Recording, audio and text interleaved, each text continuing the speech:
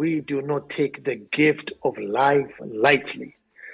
The blessing above all else, life, and we get it for free. And here we are again to perform radio's finest ritual. Welcome to the ritual I call That's My Opinion. Mondays at this time, only on Joy 99.7 FM. And you can watch it live on YouTube and on Facebook Live as well. And our topic today, vetting or petting. Vetting or petting. Folks, are we vetting our ministers or are we petting them? Let us all gather and make truth good. Now, most of us have been following the ministerial vetting for good reason. Is the nominee right for the position? Is the nominee right for the position? Now, particularly in this era of we must get it right, in this era of we cannot fail, there's a lot of apprehension, folks, because we have a tradition in this country where every government leaves the country in the worse state than they found it. Every government somehow manages to leave the country in the worse state than they found it. The very things they complained about, the very thing that we build our hopes in them, by the time they leave, there are more people unemployed, taxes are higher, cost of living is higher, fuel costs are higher, energy costs are higher, every time, each time. And it's almost a constant phenomenon. So here we are, folks, with all the indices pointing south and really south. If His Excellency John Mahama continues this same trajectory or this same tradition, then I say not even birds will survive. If we continue the same trajectory, the levels of unemployment, the levels of debt that we are in, the infrastructure deficit, if we go down this route, not even birds will survive. So yes, we are panicking. We want to see that right people are put in charge. And the cause of this nation heading the right direction. I guess maybe that's our role as citizens. Folks, but before I continue, fortunately or unfortunately,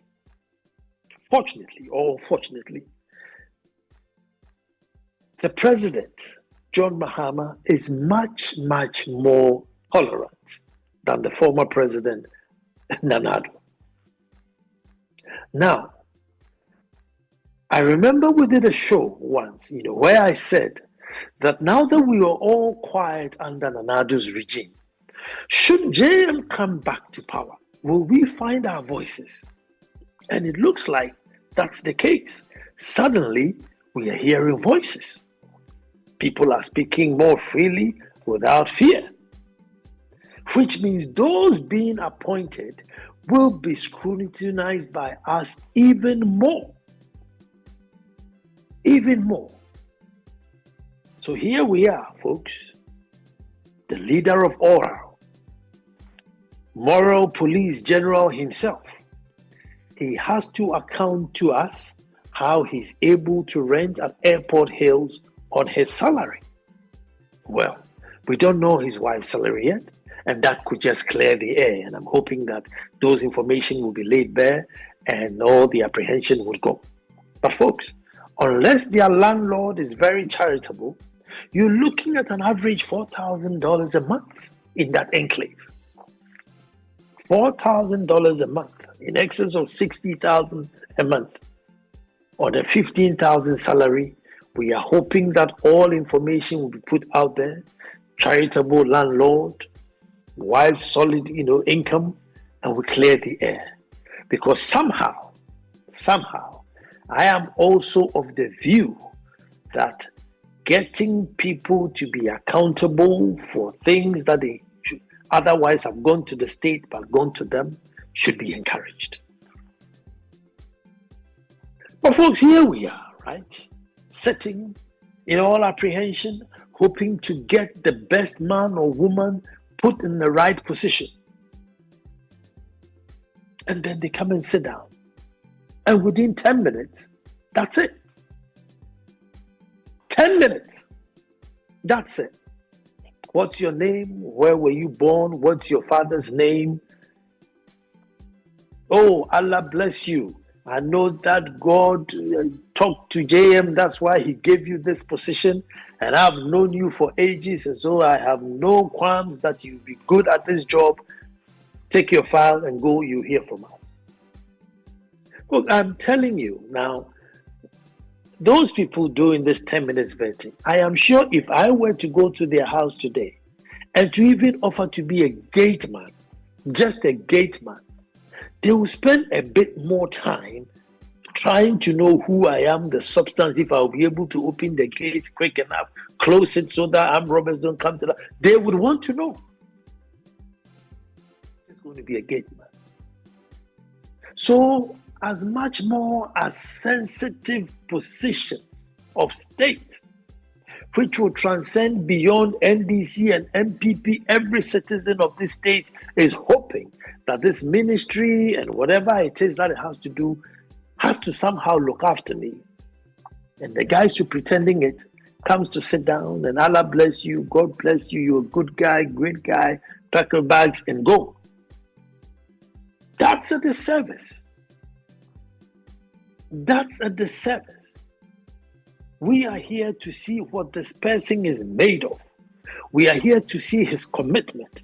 Indeed, we are here to see his previous utterances as it's compared to his utterances now. Is he a consistent person?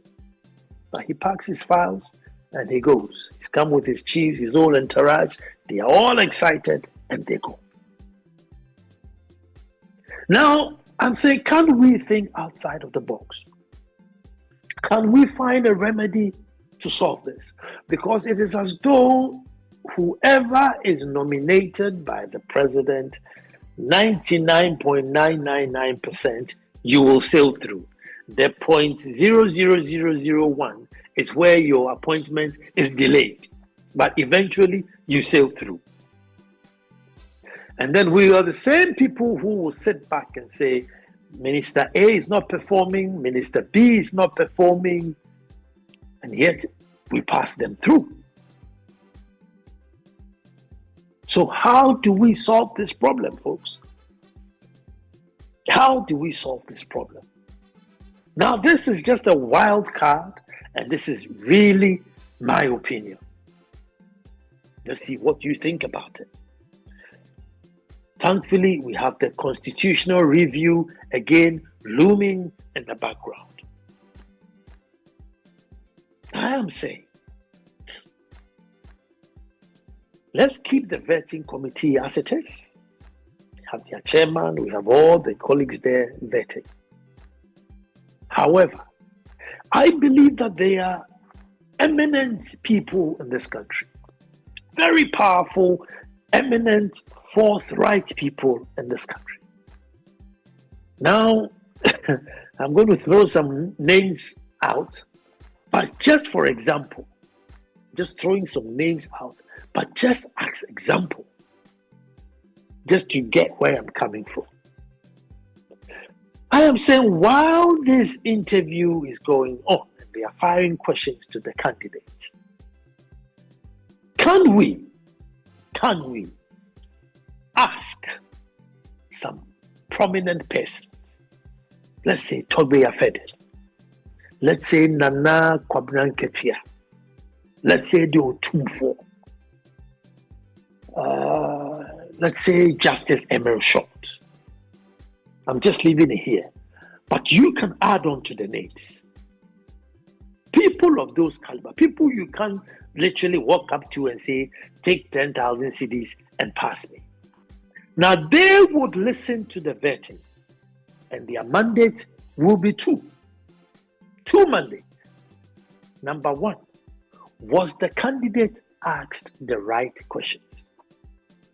Number two, did the candidate perform well as into knowledge of the industry that the ministry that they are about to head, their commitment towards the ministry, and maybe your past and your future utterances, are they the same? Your past and future, your past and present utterances, are they the same? You see, folks, because if this happens, and I am going to an interview where I know it's not my cronies who are going to give me the nod. My cronies are not the ones going to give me the nod. And surely I can't go to the Otumfuo and say, Otumfuo, Adaroma, I have 10,000 cities. Can you take it and pass me? It means I must be forthwith and forthcoming. Can you imagine going to Togbe Afede with 5,000 in an envelope to say that, Togbe, please, I'm going for a ministerial appointment. Can you take this and pass me? It won't happen. So you would find out that even people from the same party where you come from, even if they don't ask you questions to catch you out, they will ask you questions to bring out the best in you. They will ask you questions to bring you out the best in you. And surely you can't go and sit there for 10 minutes, walk away, and then go back to these eminent guys and say, I did a 10 minutes interview to the Minister of Greater Accra. So what do you think? Surely you'll be written off. Now, again, this would also give the president some breathing space. Because sometimes he's so much under pressure. Give the position to Ansah Kwao. Give the position to Ansah Kwao, And then he says, okay, my hands are tied. Ansah Kwao, go and take the position. But in that case, Ansah Kwao, I've given you the position, but I am not the one to certify whether you're good or not. There are big nationalists, big citizens, big patriots who are listening, who would affirm you. Folks, I think if we can think of something like that, maybe this caricature thing would go down. Maybe the postures of people who are coming for the interview, the posture will be more measured. But whereas you know that what I'm doing here is a formality, I've already gotten the post, is a rubber stamp, then that's it. So that maybe it will come a time where two people will be nominated and vetted for the same position. Yes, two people, maybe three people would come in for vetting for the same position. And you would have to up your game, think, innovate. What new do you bring on board? If we don't hire you, what do we lose? What do we lose if we don't hire you? Folks, I'm sure we'll be shocked at what we'll get from people. And I think that one of the things that will benefit the nation the most is when you are in a position and you say it's black, and then when you come to power and you say it's white, they would stop. Because if those things are brought out during vetting, maybe the big guns will rule you out as you being somebody who's not consistent. So you may realize that even decorum would start growing in politics, where people will mount a stage and think, hold on, if I go and say A, one day I may be questioned on it. And so if I am saying A, then I must have my backing and I must have my facts, so that when I am called one day and given the opportunity to serve, and they ask that, hey, you said Amma was corrupt. How did you know? You have your papers, your evidence, everything to say, these are the basis why I said Amma was corrupt, and not just for political expediency. So it's one of those things I thought, well, it's not a law now, but don't we make our own laws? Is it something that we can think about? Because you see, one of the things killing our politics is competition. And I think this would eliminate so much of that. You come there, the president has given you the opportunity. It is up to you to prove to Ghanaians and to these eminent guys who will not be in the room but be monitoring your vetting. Be absolutely monitoring your vetting. Maybe we can even give them 3 or 5 or 6 questions that they would want you to answer comprehensively. What do we lose if we don't hire you? What do you bring on board? What is the best thing about the ministry you're heading? And after you've named the best thing, how can you make it better? That is the best. How can you improve on that best? You know, and then we sit back and think, wow, this is our man. This is what he's bringing. This is what we can hold him to. Allah bless you. Oh, as for you, Allah bless you. Oh, you're a good guy. Oh, well, congratulations. Congratulations. Congratulations. Ironically, you know, when you become a chief, they wish you condolences. Oh, yes, when you become a chief, they wish you condolences because you are in trouble. But in ministerial position, they win you congratulations because it's a celebratory post. We must end that. So, folks, before I get to the phones, let me just recap. I'm saying that now, you know, that culture of fear and stuff has now been broken away. JM, definitely more tolerant. And so now there's voices from all over. All the voices that went mute are now coming back up. Which means those of you who are being given opportunity, there are a lot more voices on your case. And one day I will do some sort of a comparison so that you realize what I'm talking about, but not on the show. Now, all these voices are coming, which means you're being scrutinized. Then we have the element of trying to vet. Vetting means we're trying to get the right person for the position. But sometimes what's going on? Battle of egos. You know, friendship, camaraderie, you know, just pass through. You know, after the brouhaha the last time, within 30 minutes, they had vetted about 7 ministers. I mean, the minister in charge of climate change. Climate change comes there and within 10 minutes is gone. Climate change in this era, you should be there for 3 days. 3 days. What are your plans? What are your plans? And your job is so difficult because you are linked to agric, you are linked to mining, you are linked to manufacturing. Jesus Christ. And you're there for 10 minutes and you go, I don't even know what he's made of or what he brings on board with regards to climate change. So I'm saying that if maybe we have a panel of eminent people, big eminent people, and without their permission, I just threw some names about just to give us an idea. And I know there are many more names. Maybe we can have 13 of such people, 13, sat in a room monitoring the vetting. And they are the ones who would decide that were the right questions asked, and did the nominee answer them correctly? Is the nominee constant? Has he been held that in opposition when he was vying for power and he was calling people corrupt? When he's asked, he can actually bring the corrupt paper details or evidence. When he says white, is it still white or now is he going to change it to black? People of substance.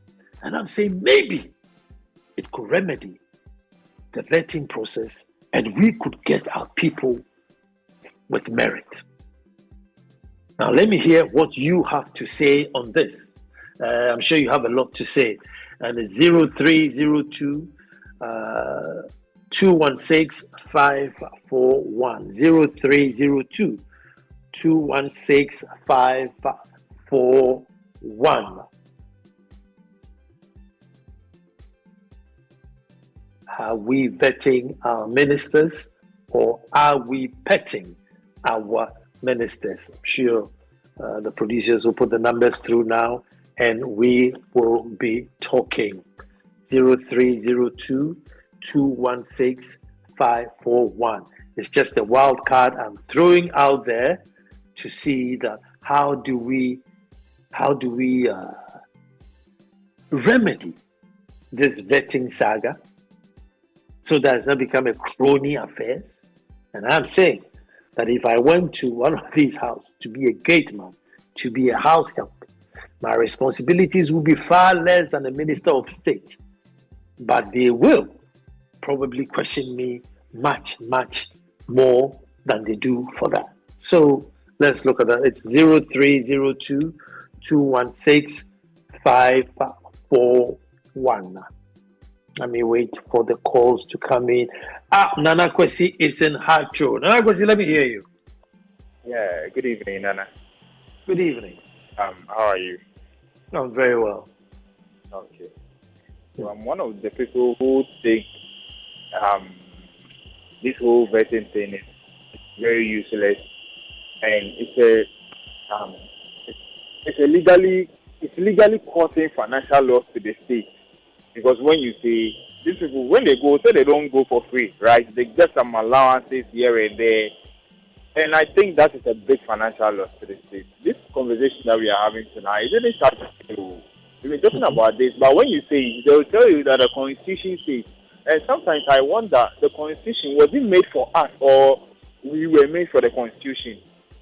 And can in more, the sensible thing is while we grow, things changes for the better. However, as for we,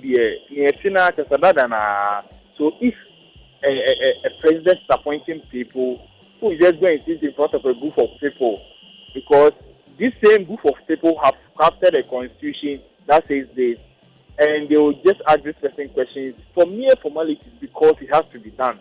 And then, regardless of how the outcome is, the person still end up at the position. Then what is the essence of vetting these people?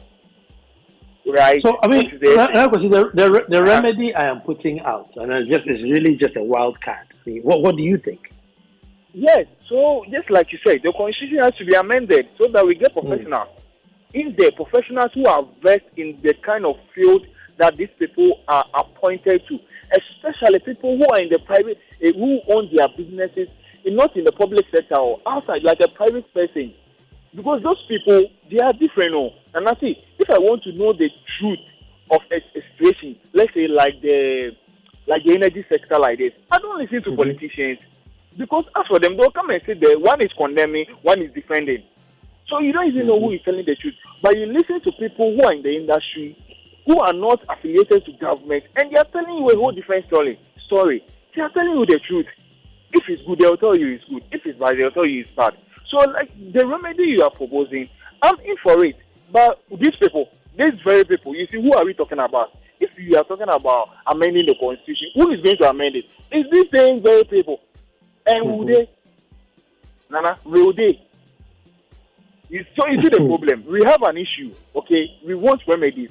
Now we are proposing that this is the way we should go. However, the person who is the problem is the same person we are going to say that, look, it's your responsibility to do this. And this conversation didn't start today. Nana, it didn't start today. So we get to the point where we have people who will not come into some of these committees and be doing yeah, and you are fine, and are you serious? Just like you said, your ministry is connected to farming, mining, and you go and sit there for how many minutes? Are you joking? So, Nana, you see, it's like the police investigating themselves. Okay, we've taken somebody to the police, and they say check that if this person can man this office, and you've appointed same few police people to go and sit there and they know themselves. They always say we are colleagues and we are there. So what are they doing over there? From mere formality, not necessarily to really for us to get the benefit of vetting them, to really ascertain if they qualify, they really qualify. Not necessarily for that. But for the talking, all of these people, they will be approved. Let's No, see if any of them thank- will be approved. So, Nana, I agree with you. The constitution must be amended. But as to whether these 12 parliamentarians will see the sense in what we are saying and do as we are saying, I don't want to, we are here to see. Or else, you will legally be continue causing financial loss to the state. Till. Nana, let me talk to Emmanuel in Ashalibuchi. Thank you for the call. Emmanuel in Ashalibuchi. Hello. Yes, sir. This is Emmanuel Michio. Let me hear you, my brother. Yeah. Good evening. Good evening to your listeners as well. Great. Observing the vetting was just like, I was just in it as if the nominees were suspects before the committee, because the kind of question that they were asking them, I was just imagining or thinking what is going on. So I was thinking that the chairman for the committee should have stopped all those questions. And I think the constitution too, I don't know how, whether the constitution allowed these questions to be asked. So my view on this one is that anytime this thing or anytime they are vetting the nominees, the chairperson shouldn't allow the questionnaires, people who are asking the questions, to be asking unnecessary questions. Because some of the questions is not in relation with the ministry that the nominees are going to help. It's just some other questions, personal questions. So I think the committee or they should re-amend all these things so that the next time, because all this one is just like a waste of time. Emmanuel, thank you very much. But I'm also from the school of thought that the character of the nominee may not necessarily be related to the ministry they are going, but we must know their character. Are they truthful? Are they principled? We must also know. But Abu Muhammad is in Japan. Abu, let me hear you. Yes, good evening. Good evening, my brother. For instance, like the first minister, they define force people who are hardcore force people. You ask to question him. He's thinking.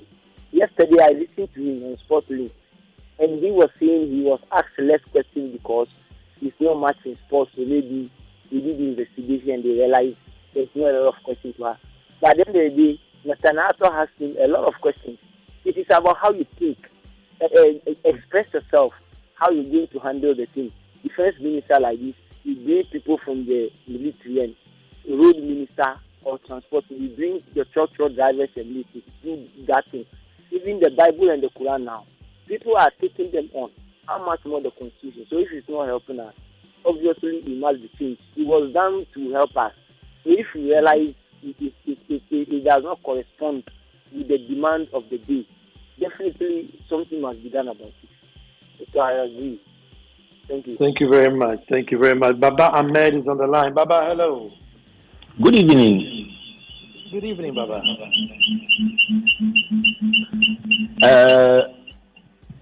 I want to suggest that changing the constitution per se will not be the solution to the problem. If there will be a change at all, it should be that aspect of the constitution that makes us vote on the 7th of December and then 7th of January we inaugurate the new president. It should be shifted backwards.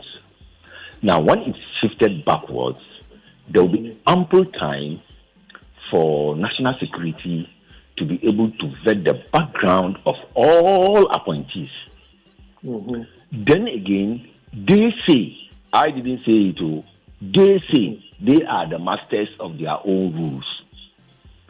So, being masters of their own rules, what stops them from engaging people who are technically qualified in the various ministries that people who are appointed will come in and then assist them either directly by asking the nominees those questions, or giving the questions to the members of parliament, because by the constitution they said the president shall appoint a minister and then he will be vetted by parliament.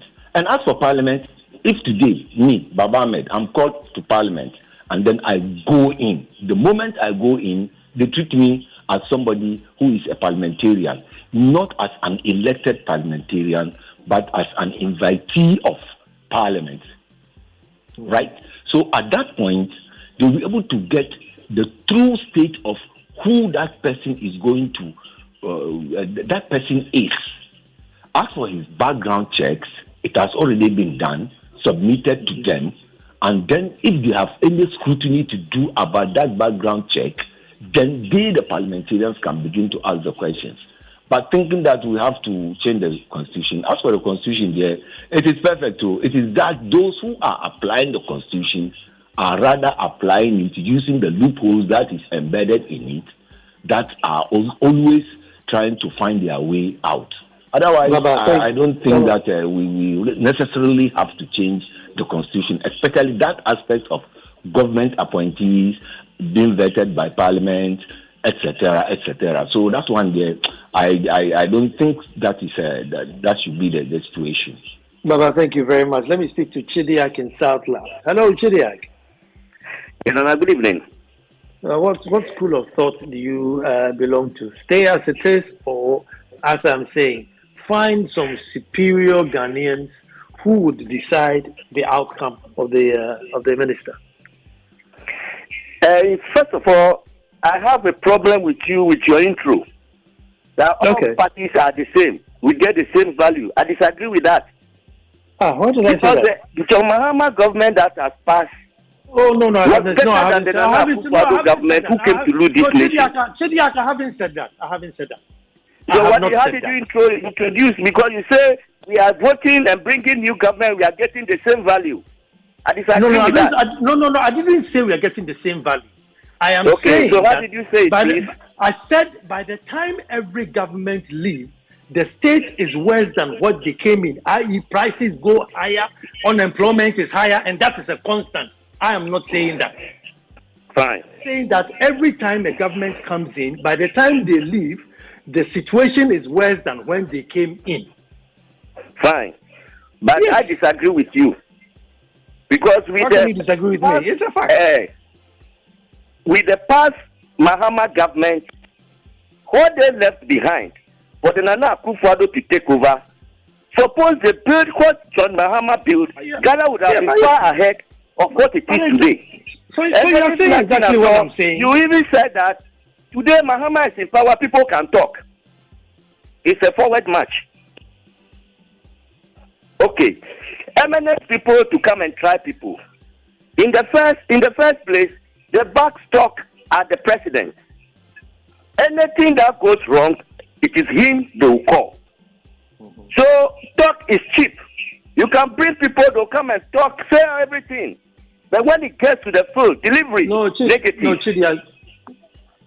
Chidiak, I don't think you're monitoring what I was saying. I don't think you're monitoring what I'm saying. By all means, when somebody goes to an interview, right? Yes. You just want to listen to my performance at the interview to see whether I did right or I did wrong. Am I lying? Yeah. Now, at the interview, after the interview, yes, I may be good or I may be bad. But at least you're only short as to whether if me, Nana Ansah Kwao, let's say you opened the radio station and I was coming for an interview.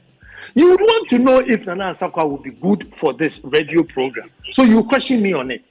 But if I just come and say, oh, this guy, I know him, how do you know whether I was good or bad? Okay. And that's the scenario we have now. Okay. So I'm saying that in order for... Yes. On that grounds, I will agree with you. Okay, that is why they have introduced the review committee of the Constitution. So we must all go there and help them so that all these shortfalls that we are seeing today, they address it. Thank you. Thank you very much, Chidiak. Shem is in Pram. Hello, Shem. Hello, Nana. Yes, boss. Greetings to Ansah. Okay, I'll tell her. Sure. You remember last week we were, I think, 3 out of the 4 callers, first 4 callers, 3 of us made comments about the Parliament House. And we all had almost the same views, but we carried it differently. Now, the issue is that what I said last week still repeats itself to this week. Why do you allow your chiefs and your whole people to come and sit behind you in any interview? Who goes to an interview with his whole family and his whole village people? That's number 1. Number 2, the eminent people sitting on the board, it's a welcome idea. But that is the case where we are still opening up our system because now everybody has a price. So maybe they won't be able to afford a 5,000 for maybe a prominent person, but maybe they'll be able to afford a certain big contract for that person. What I would also add to what you're saying is, for me, for instance, when it comes to, let's say, finance, I don't know how we can interview the finance minister without somebody's intake like Professor Bokman. He is a senior lecturer of economics in the University of Lagos. There are other prominent people of that sort. Why don't we add them to some of these committees? Why don't we find a way? We should find a way to use these technocrats because sometimes when they talk, they bring out the real issues. They are not being partisan, at least to what I know. They speak to it. Say, economy, ebubu. So they put a question to the finance minister. Charlie, what are we doing concerning this? The way you answer will let me know whether you have the idea which is on paper will be right or on paper is even wrong. Therefore, I would be able to dictate whether you'll be able to do the good job or not. When it comes to that great ministry, we should bring people who are well vested, right? In addition to these MPs who would obviously do pass their friends and say that I know you and I will not let you do the job and all that. We should also include some of these people. And lastly, when it comes to this, our MPs behaving as if when they are operating their private jobs, they will let some of us come and do interviews the way they are doing it before seeing them. The fourth caller last week made a submission. I've been saying that, but last week I didn't repeat it. Maybe it's high time we put independent candidates in the Parliament House. Let us put more independent candidates in the Parliament House than NPP and NDC, and then they will become minority and majority, and then we will see what will happen. After all, the Constitution gives credence for that. So let us see that scenario also happen. Maybe we will see the way for it. But Parliament House, as it stands, they are joking. So we should change them. Sure. Thank you very much. Thank you very much. Alimo, let me hear you. What's your thought? Good evening, huh? Good evening, my brother. Yeah, it's been a while. Yes. Good evening to your cherished listeners. Like you said, I'm Alimo calling from to answer your question directly, I think our MPs, for that particular, yes, the ministers are taking the issue to be like, rob my bag, I rob your bag. I'm saying this because you can imagine a whole regional minister coming for vetting and not a single question was posed to him or so her. And the excuse was that there was an earlier communication to the panel that definitely that she's a widow and that man has said us. Can you imagine? So what are we doing? If I, like you said, the whole team has been likened to a serious job recruitment interview where the best is seen to be seen in you. You don't just come and sit down and then Bobby Cronin ask you questions that are pertaining to your private lives and what they know about you and all that. Then that's all. No. And surprisingly, some also come and then when they ask them about what they bring on board, they will tell you boldly. I say that is a point that they are yet to get to the ministry, and when they get the ministry, then they see what's up. What kind of joke is this? We are being just taken for granted. People must be serious at least for once when they being vetted for appointment as a minister. And in fact, if there's a need for a review of, in fact, the whole system as a review, I think I'll go for that. Otherwise, you are being taken for granted, and it's more of a joke. Okay, that's my if you ask. Thank you very much. And I have Eddie at Makati Hill. Hello, Eddie. Hello. Yes, sir. Eddie, let me hear you. Dana, quite frankly, I think this vetting process system is a waste of time. It doesn't serve any useful purpose. I think when we had the British system where the president will surround himself with people he wants to work with, at the end of the day, the buck stops with him, and the public will have to make a determination as to whether it's been successful at the end of the term. this is grandstanding, political scope settling. It's a lot of waste of time, nonsense, and quite frankly, waste of space. Okay, that's my contribution to your program. I hear you. I hear you. And Edmond is on the line. Hello, Edmond. Yeah, Nana, good evening. Good evening, Edmond. Edmond here. Yes. This is the first time I'm calling into the program. Great. And I would love to make my contribution. But it's not the first time of you listening. No, I've always listened. Oh, great. I've always Let me hear you. Yeah. Let me hear you. Good. So, Nana, the whole thing is just looking more like you rub my back and then I rub your back thing. Mm-hmm. The nation is in serious crisis. And there are a lot of things that we need to fix. I stay in Dowenya where I have to stay probably 2 hours, 1.5 hours to work. And I have to wake up around 3 a.m. and then get ready before getting to work. There are other serious challenges that we have as a country. And so for a minister designate to go and sit down, and then we are spending 10 minutes and bringing all sort of excuses that the person is not vested in the area, so we don't have to ask questions and other things. I don't think that we are doing the country any good at all. Because there are serious challenges that we need to face in the country. And so for me, I agree with you that yes, we need to set it up like a job interview where serious questions have to be asked for you to know what the person is bringing on board to solve the challenges that we have in that industry and to make the whole thing a better place for all of us. And again, I will agree with you that we need to take serious measures involving the eminent people that you mentioned, setting up a committee to delve into this properly. Because that is the only way that we can get the best out of them. And if possible, we need not to suggest just one person for a position or a ministry. We need to suggest 2 or 3 people that they go for the vetting and then the best candidate is picked to do the job for us. If we don't go that tangent, I think that we will continue to be where we are. But if we want to develop as a nation, moving forward to compete with other people, I think that the right thing must be done. And the way you have suggested it is the best way to go. Thank you. Thank you very much. And I have Kakito in Teshin. Hello, Kakito. Yes, sir, Nana. Yes, my brother. Thank you.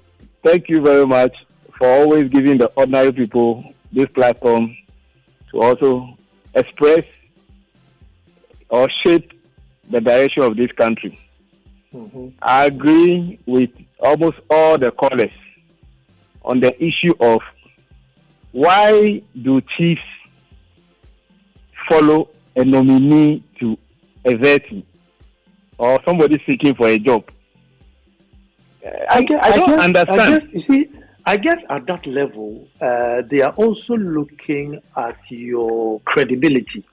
And therefore, if you go for a vetting, and let's say the Mampohema is sitting behind you, it is then believed that you have held yourself well within the community for such a person to come and sit beside you. So I think at that level, the number of people behind you or the quality of people behind you shows how you have carried yourself in maybe public office. I'm just saying.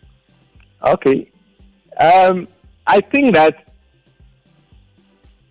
they should relook at that aspect where a nominee goes to vetting, then the whole constituency, which is executive and grassroots activists, follow the nominee.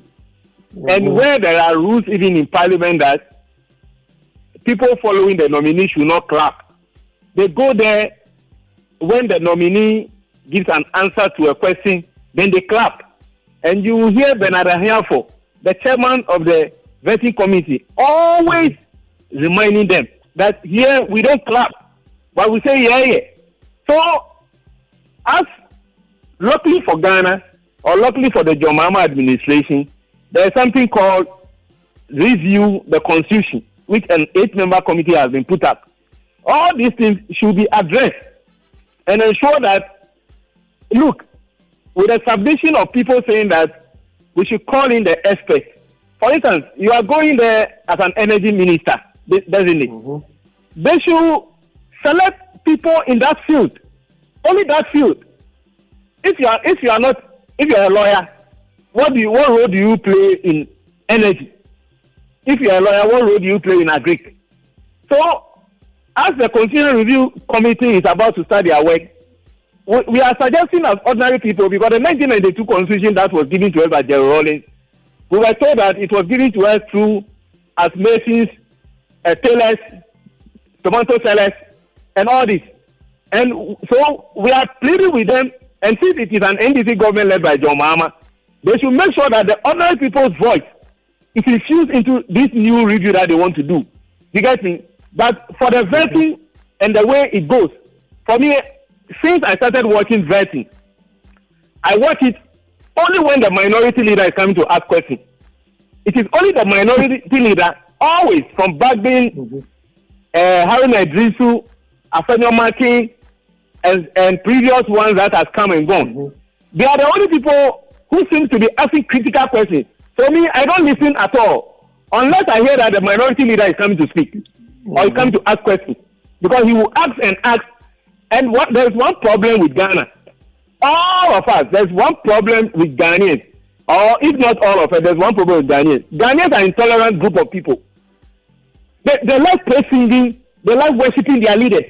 If you are asking questions, then they see you as an enemy, like you hate the person. When Bagby was there asking questions, NPP people think Bagby hate them. Harun Idrisu was asking questions, they thought Harun Idrisu hate them. Now, Afenyo Martin is also asking questions, and NDC people think that he hates people. So Ghanaians are an intolerant group of people. If you don't praise them, you don't sing, you don't worship them, you don't sing their praises, you are not sycophantic, then you are the bad person or you are the bad God.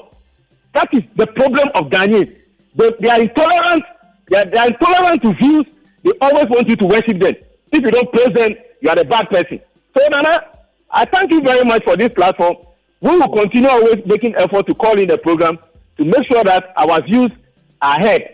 But the last thing I want to say is that I live at Katamanso, Alaba. We don't have water here. It's a situation where... Oh, okay. I think the line dropped. You were the last caller. The time is basically run out. I'm sure those who are listening, you have to go and sort Kakito's water for him. Thank you so much for listening every Monday at this time. We meet up, we Jojo, we agree, we disagree, but what we do is so agreeably. And all thanks to the international producers. We have Anita, we have Oliver and Ziggy, who are behind the scenes working the ones and twos to make this happen. Thank you, guys. I am Ansah Kwao. Next Monday we'll be back. But hey, let me say happy birthday to you, Emilia, HR of Lancaster Hotel. This is from your sister, Hajia Muni of MTN. Emilia, happy birthday to you, HR of Lancaster Hotels. This is from your sister, Hajia Muni, MTN. She's wishing you God's blessings and much, much long life. Next Monday, God willing, we'll be back to do this all over again. Thanks for tuning in. Don't you even touch that dial. Kofi Hayford is up next to give you some real soul-searching songs.